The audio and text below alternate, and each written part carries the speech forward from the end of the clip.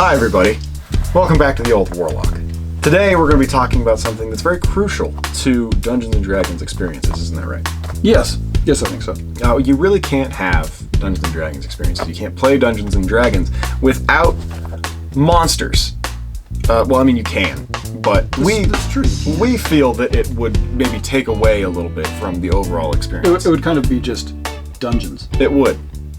Just walking around in the dark. Dungeons. But what we wanted to do today is just using the AD&D Monster Manual, Which is kind of our... which is usually the really default. it's the default setting. Unless we need something fancy, you know. We have a lot of our own things that we've created. Exactly. But we just wanted to go through this book, which is probably the most common for AD&D players, and we just wanted to give some of our go-to monsters. Not necessarily, standard things like orcs or goblins or anything like that. We wanted to go a little bit deeper into some of the more specific and exciting and unique stuff that we use. Right. Yeah. So let's get started. Come along with us.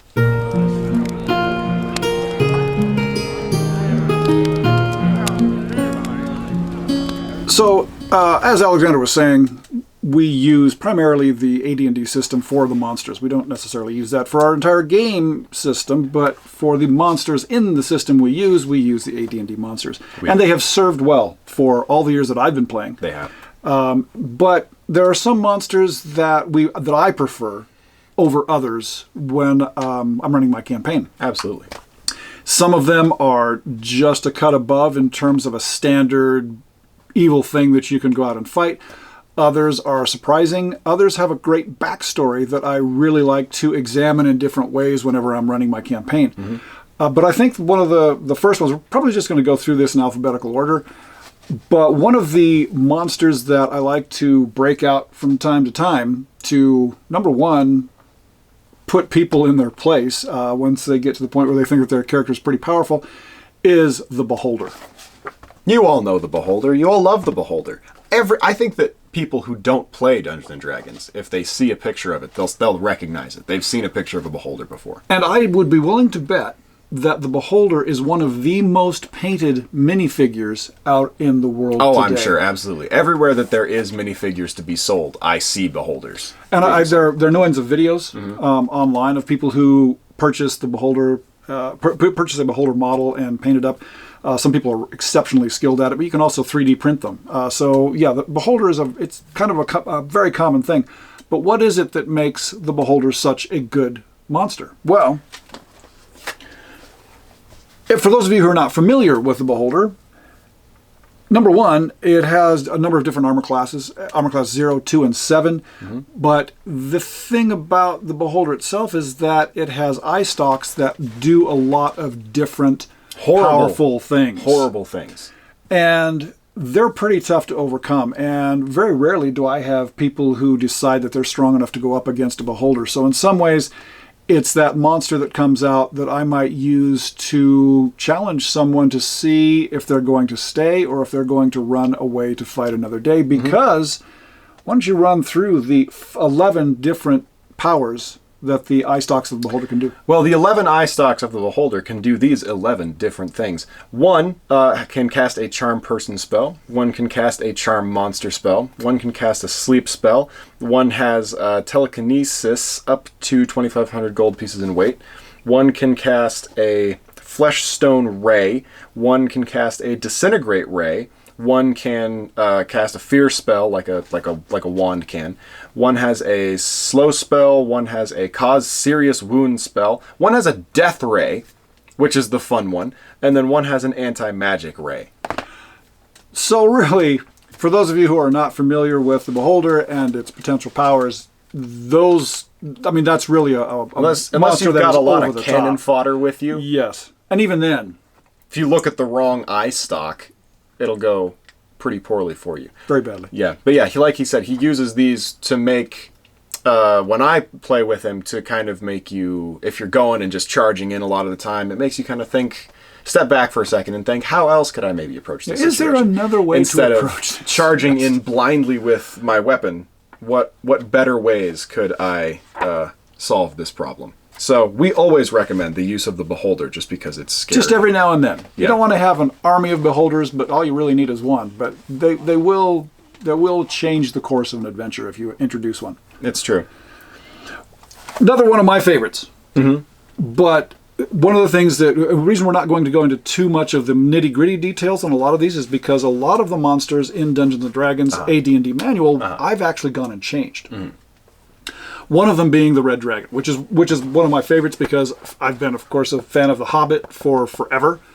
Since I think I was introduced to it in junior high school. The book that is not quite as good as Lord of the Rings series.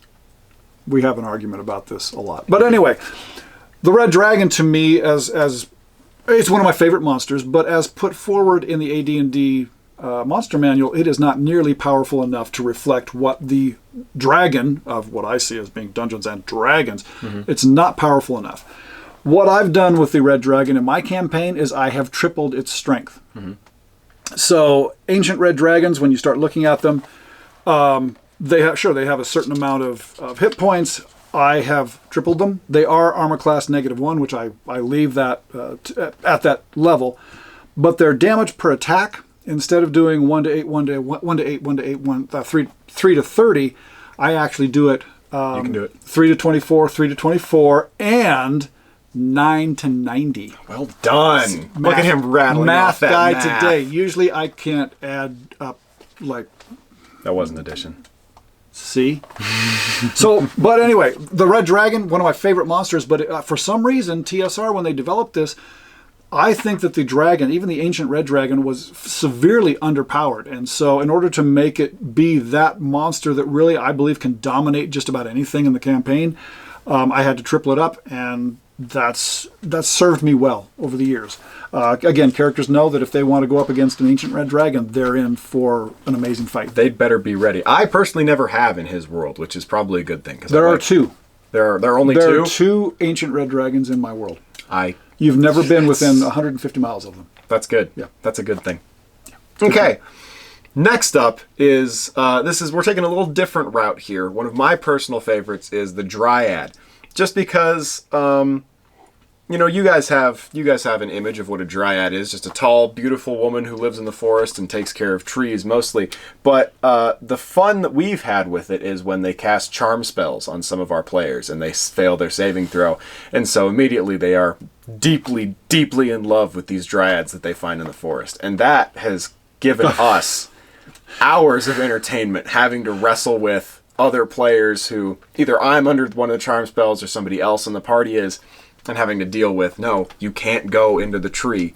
Come with us, you're gonna die. And then the people start fighting each other, and it's a good time. And we're lucky enough to have players that do get into the role-playing side of things. And if they've been charmed by a Dryad, they play that to the hilt. Yep. I know that I've been in some campaigns where people try to find a way to get around that. What we end up having happen is the person who has been charmed, they play it to the hilt and will actually fight against anybody. They'll attack the other players in the party. In order to keep the storyline true. Yeah. And so that's one of the reasons why Alexander likes the Dryad, why I like to bring the Dryad in, but just charm in general. Yeah. Is a great thing, especially if you're heavily into the role-playing side of the game. Yeah. And it's not this is a scary thing you have to fight with a sword. It just adds that different dynamic of some other kind of obstacle that you're going to have to overcome. Exactly. Like you said, it allows for more role-playing. Let's see, what's up next here? I don't know. Oh, the ghost. Oh, yes. So one of the things, and you might have seen one of our earlier videos that talks about the undead. Mm-hmm. People were very split in their opinions on the undead. Kind of right down the middle about how powerful the undead should be. People got pretty angry. They did, but they were still polite. It was a good discussion. Let's say there was some robust discussion about the undead and their powers. Yeah. But I have a lot of undead in my campaign. It's not to say that you're going to be coming across a vampire or something every time you make your way between towns. Mm-hmm. But there are pockets of places where the undead tend to rule. Mm-hmm. But one of my favorite undead creatures is the ghost. Armor class 0, so they're pretty tough to hit. 10 hit dice. But the great thing about the the ghost, to me, Nothing great. They're horrible. I love the ghost. I hate them. The great thing to me is that supernatural power of a ghost is such, however, that the mere sight of one causes any humanoid being to age 10 years and flee in panic for 2 to 12 turns unless a saving throw versus magic is made. This again, it gives that level of power no matter how powerful your character is when you come across a ghost. When you come across a ghost, it actually makes you think twice about what you're doing. Or if you know that there is a ghost in an area, you have to prepare for it before you enter into that location. So that's one of the reasons that I really like the ghost. It's a powerful creature, but better than that, I love to come up with the backstory for why a ghost exists in a location. That's the fun part. And I think I do. I think that that's the best part of it.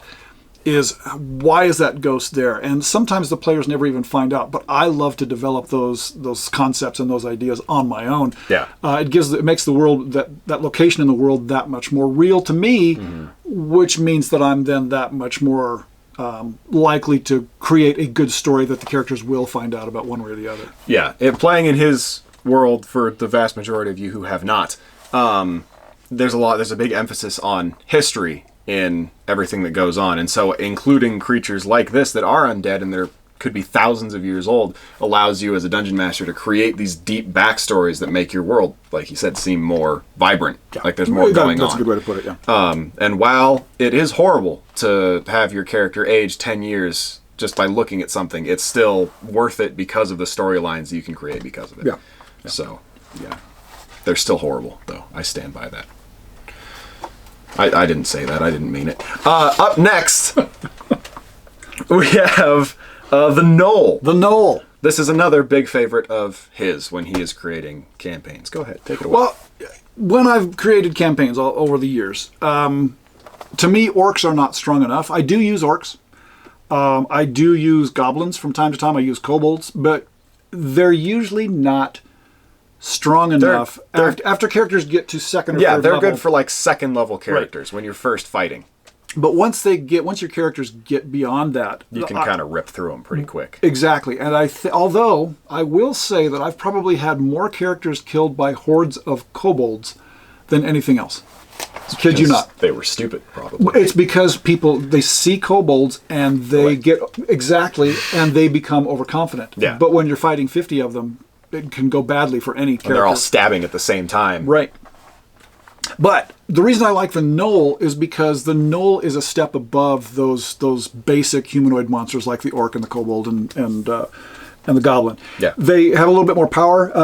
They're 2 hit dice monsters. They stand about 7 feet tall, which makes them susceptible to certain weapons. Yeah. But overall, if you give they only do 2 to 8 points damage or by weapon type. So I tend to give them weapons, things like halberds, something that can do a lot of ripping and rending damage.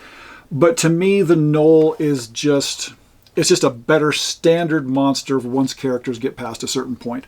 You're still scared of it. You still are. But you can probably take them on, but you still have to be wary. Put it that way. And if there's 20, it's more of a... Yeah, rather than 20 orcs, most people are going to wade through those fairly If you've got quickly. a party of 5, you can get through that pretty quick. But this is it's scarier. So it's just a step above, and that's why I like the Knoll. I think that's the bottom line. I've killed a lot of gnolls in my lifetime. This one drives me up the wall when he does it. He's a big fan of throwing liches in. A lot of the power structure of evil things in his world is based around the rulership of different liches. Let's hear about it. He's a bit sensitive about liches. I am. Because it was a lich that I unleashed into the world, wasn't it? Yes, it was. Yeah. Someone... And to those of you who may have been with me on this adventure, who might be watching, we made a mistake. It's a bad decision. Big mistake. But that will make itself... That will manifest here in the next few months that we play. But we'll let you know what happens. Yeah. But again, much like with the Ghost, I love the backstory of a Lich. The idea that someone who is a powerful wizard has decided to extend their life immeasurably by using potions and a whole series of rituals. That to me is a really neat building foundation for creating another set of stories that people can go on. Because I think that the insidious nature of an evil being that is living for hundreds or thousands of years, the insidious nature of what they can do over that long stretch of time allows for all kinds of directions that your campaign can go.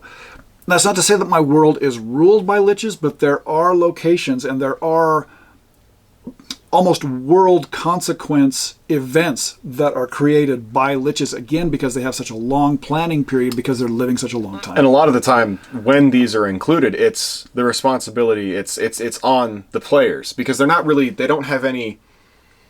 they rarely seem to have an active role in what's going on until the players do something to instigate them having an active role in what's going on. Or the players come across exactly the active role that the liches are engaged in by happenstance. Yeah. Which is a great springboard for an adventure. Yeah, there's some of they allow for, it's not like Tiamat level antagonist, right, but it's something above just a random group of raiders or kobolds or gnolls or something.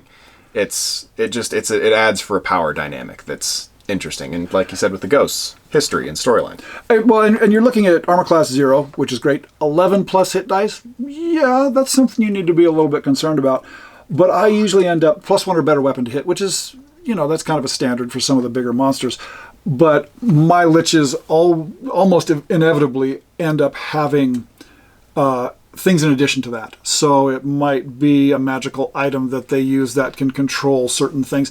But there's a reason why these powerful beings have decided to extend their lives, and it usually revolves around them having obtained some item of power or items of power that make them want to do so. And that's what the characters end up having to come across. Yeah. And deal with. So, include them. They're scary, and they make your players scared and regret the decisions that they make in the world. Especially recently. Because somebody just... It wasn't me. It really was. It wasn't me. It was someone else. It was... Okay, you're right. It was someone else. It was someone else. It was someone else. We won't name names. No. But there's still a lot of consequence to come from that action. But we're talking about stuff that... Anyway, back on I don't know if it's a brighter way to go, but maybe a little bit funnier. Different tack. Yeah, a different route that you can take to torture your players. I've always been a great fan of the Trapper, which is basically just the most evil thing that anyone can come up with, where you walk into a room and the floor eats you. I think it's great. They're difficult to kill if you're on your own and you get trapped, then you're pretty much screwed at that point. There's not a lot you can do. But I think that the great thing about the Trapper is that they can be avoided if your players are playing carefully. Yeah, they can detect them. Exactly. It's a way that I have used to punish players for getting complacent. For becoming complacent and just, I open the door and walk into the room. Oh, well, you're dead. Yeah. That's the end of it. Yeah. And this goes back to a video about deadly dungeon masters. Yeah. For those of you who've been by. Yeah. So before. it's a creative and very amusing way for the DM to kind of say, no, sorry, you made a mistake there. That was a bad one. Quick side note that I enjoy doing, and this is not an original idea. This has come up in a number of different places. Going along with the Trapper, I also include the living room. I can't stand the living room. Which makes me love the living room. But really, it's the same kind of thing in a way. I see it as the same idea, yeah. Where you go into a room and if you're not being careful and you chop up a chest because you can't get the lock open, well, in a living room, that chest has a life of its own and its friend, the table and chairs and the table. It's a living room. So everything I really enjoy those, but throwing those in once every few months or every few adventures, again, makes players a little wary when they go in. It makes them paranoid, because then every room that you go into, you're chopping up the chairs the first thing you do, and your NPCs are like, what are you doing? It's like, no, what if the room's alive? And there's reasonable justification for... Never mind. it's not like this has happened before. Again, I love kind of hitting the sore spots here with somebody. But trappers, great monster to have for people who are being a little bit less than cautious. But it's more creative than just having a bomb go off and kill all the players. Exactly. Yeah. So the trapper, another great monster from the AD&D Monster Manual. And they're surprisingly difficult to kill. They have 12 hit dice, which is a lot. Quite a few. Yeah. Yep. So, thank you for joining us on this adventure of reminiscence, self-loathing, and learning about the monsters that we like to use on a regular basis out of the Advanced Dungeons & Dragons Monster Manual. Now, in the comment section, agree with us, disagree with us. That's okay. We this is just something that this coming up with a list of monsters that you prefer. It's a very personal series of choices, but we'd love to hear what your favorite monsters are in the AD&D Monster Manual. We'll probably be looking at the Fiend Folio, maybe Monster Manual 2 to pull out some things, and some things that we've come across by second party, other non-official Dungeons and Dragons creators. Yeah. We just love to hear what you guys think in terms of your favorite monster or your most loathed monster. Yep. One way or the other, we'd like to hear it. Check out our website, link in the description. Link to the description. Go to our coffee page if you would like to purchase any of our Old Warlock paraphernalia. We're not looking to get rich off of it. We're just looking to kind of cover some of our expenses. And keep your eyes open for the Old Warlock podcast, which we are trying to figure out the logistics for right now. And this is August of 2021. So if you're looking at this in 3 years, see if we actually we're successful in developing our podcast. Who knows? We might not have been, but we're going to give it a go. Yeah. So take a look. For any current information, really, just go to our website or our coffee page. Yep. All right. Links are in the description. We'll see you next time. Keep your sword on free. Bye.